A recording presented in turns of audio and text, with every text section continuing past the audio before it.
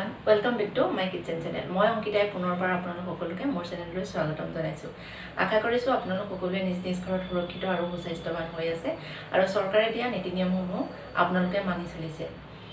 আজি মই মোৰ পাকঘৰত বনাবলৈ লৈছিলো মাছৰুমৰ গ্ৰেভি চব্জি। গতিকে ভাবিলো এই ৰেচিপিটো মই আপোনালোকৰ লগত শেয়াৰ কৰো।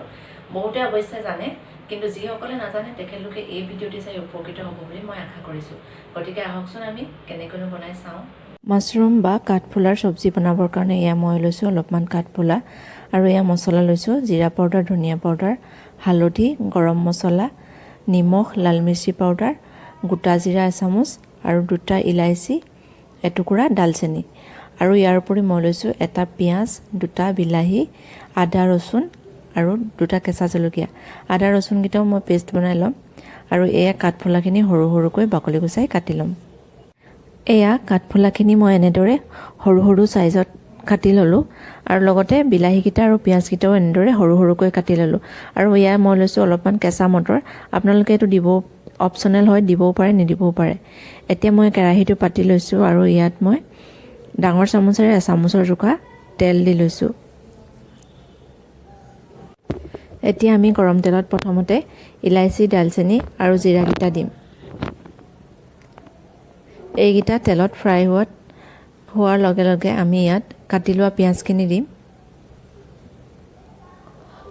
আৰু পিঁয়াজখিনি ব্ৰাউন কালাৰ নোহোৱালৈকে আমি তেলত ভালদৰে ভাজিম।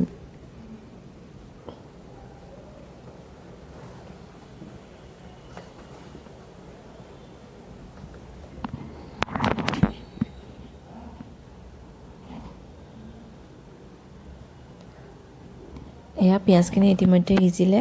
এতিয়া ইয়াত আমি কাটি লোৱা বিলাহীখিনি দিম আৰু এইখিনিও পিঁয়াজৰ লগত ভালদৰে মিক্স কৰি আমি 3 মিনিটৰ মান কাৰণে সিজাই ল'ম। এয়া ইতিমধ্যে 3 মিনিটৰ পাছত আমাৰ বিলাহীখিনি সিজিলে। এতিয়া ইয়াত আমি আদা নহৰু পেষ্টটো দিম আৰু এইটো ভালদৰে মিক্স কৰিম এনেদৰে।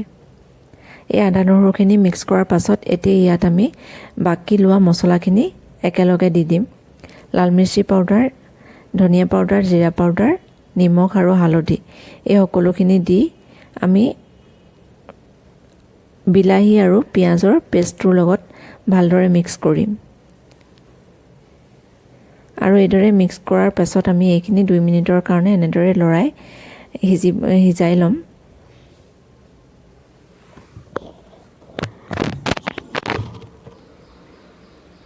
এতিয়া আমি এই পিঁয়াজ আৰু বিলাহীৰ পেষ্টটোত লৈ লোৱা কেঁচা মটৰখিনি দি দিম আৰু এইখিনি ভালদৰে মিক্স কৰি ইয়াৰ লগত এনেদৰে অকণমান সময়ৰ কাৰণে ভাজি ল'ম।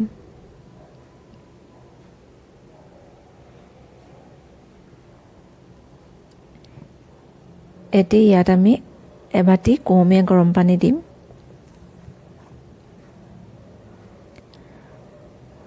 আৰু পেষ্টটোৰ লগত পানীখিনি ভালদৰে মিক্স কৰি আমি ঢাকোন মাৰি এইখিনি 5 মিনিটৰ কাৰণে সিজিব দিম। এয়া 5 মিনিটৰ পাছত ইতিমধ্যে আমাৰ চব্জিখিনিত এয়া উতল আহিছে। এতিয়া ইয়াত আমি কাটি লোৱা কাঠফুলাখিনি দি দিম আৰু এইখিনি ভালদৰে মিক্স কৰি দি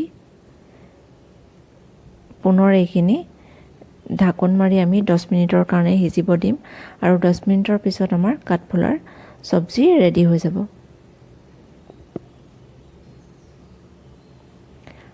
এটা কথা মন কৰিব যে ঢাকোনখন খুলি মাজে মাজে লৰাই থাকিব। এয়া 10 মিনিটৰ পাছত আমাৰ কাঠফুলাৰ গ্ৰেভি চব্জি খাবৰ কাৰণে ৰেডি হৈ গ'ল। এতিয়া এইখিনি আমি কেৰাহীৰ পৰা কাঢ়ি থ'ম।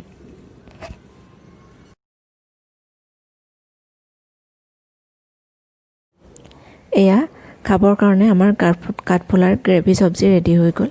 আপোনালোকে আজিৰ মোৰ এই ভিডিঅ'টি চাই কেনে পালে কমেণ্টৰ জৰিয়তে জনাবলৈ নাপাহৰিব আৰু আপোনালোকৰ ঘৰত এবাৰ নিশ্চয় ট্ৰাই কৰি চাব আৰু প্লিজ মোৰ চেনেলটো লাইক, শ্বেয়াৰ আৰু ছাবস্ক্ৰাইব কৰিবলৈ নাপাহৰিব। লগতে ওচৰতে থকা বেল আইকনটো এবাৰ দবাই দিব যাতে আহিবলগীয়া ভিডিঅ'সমূহৰ ন'টিফিকেশ্যনসমূহ আপোনালোকে পাই থাকে। গতিকে আজিলৈ আহোঁ, নমস্কাৰ।